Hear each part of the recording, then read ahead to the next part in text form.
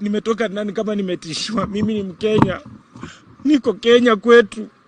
Nimefanywa madhambi. So, sikutaka kuongea kwa sababu naona hakuna mtu mwenye ambaye anaweza nielewa. Naona watu wamecreate perception kwamba mimi ni mgaidi, na nyumba nimekuwa nikiishi, nguo zangu ziko hapo, viti zangu ziko vitanda, nalala mahali naishi, na post videos ukiangalia kwa social media zangu ni mahali nimekuwa nikiishi. Lakini kwa sababu ya ugaidi watu wamenifanyia madhambi yote. Mimi hakuna kitu naweza fanya. Mimi sikuona baba yangu. Mimi ni yatima. Mimi ni kijana ambaye nimejilea, nimefika hapa bila kuona baba yangu. Lakini sijui kama hii nchi iko na sheria. Kama hii nchi iko na sheria, sijui nani ataona kilio changu na aweze kuingilia hii maneno, kwa sababu nimedhulumiwa Kenya. Hata ikakuwa mimi ni mpangaji.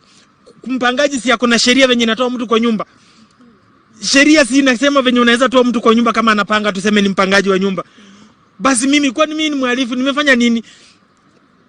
Ni sawa. Mungu anisaidie wale wa Kenya mafans, wale watu ambao wananipenda ama wale wangejali kunisikiliza kama binadamu, kama mtu, nawaambia mniombe. Na kama kuna vile unaweza nisaidia, unisaidie. Lakini nimetolewa kwa nyumba Karen, mahali nimekuwa nikiishi zaidi ya miaka 10. Nimekuwa nikikaa kwa hiyo nyumba zaidi ya miaka 10. Nimeshtakiwa, nimevunja mali yangu. Eti nimefanya malicious damage ya mali yangu, nimenunua na pesa yangu. Sijioni kama Mkenya.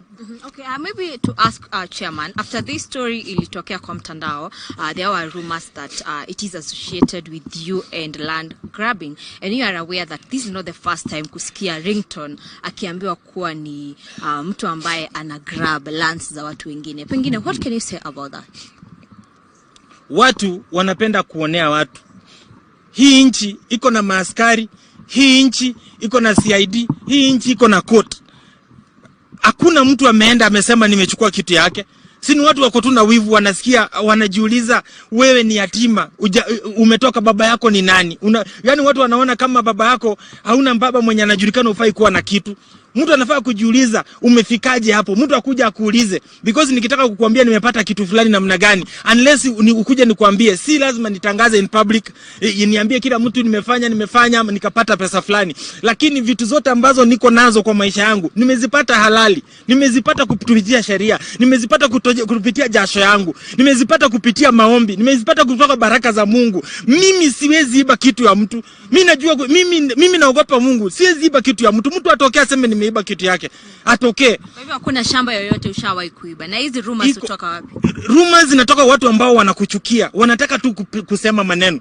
Alafu hii town ya Kenya nimekuambia, watu wakitaka kukupangia wanakupangia. Wanakupangia, hata unaweza wekewa madawa, unaweza wekewa mabunduki, unaweza ukipangiwa umepangiwa. Sasa nimetoka ndani kajiuliza ninyamaze ama nisinyamaze, kwa sababu nisipoongea watu wanafikiri ni ukweli Ringtone alivamia kwa wenyewe. But ukweli ni kwamba Ringtone amevamiwa kwake. Kwangu mahali nimeishi more than 10 years.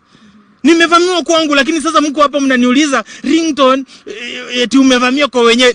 Kwangu, mnyinyi mwenyewe mmekuja mmefanya machati, mmekuja hapo kwangu. Mnajua ni kwangu kweli. Na niko Kenya. So after ukitoka ndani umerudi kwako kwa ile nyumba, ama sasa unakaa wapi? Nimetishiwa, nimeambiwa ukikuja hapo utauliwa. So mimi nimeogopa kuuliwa kwa sababu nilivamiwa nikapigwa, na sasa nikaona sitaki kuuliwa, nataka kupumua.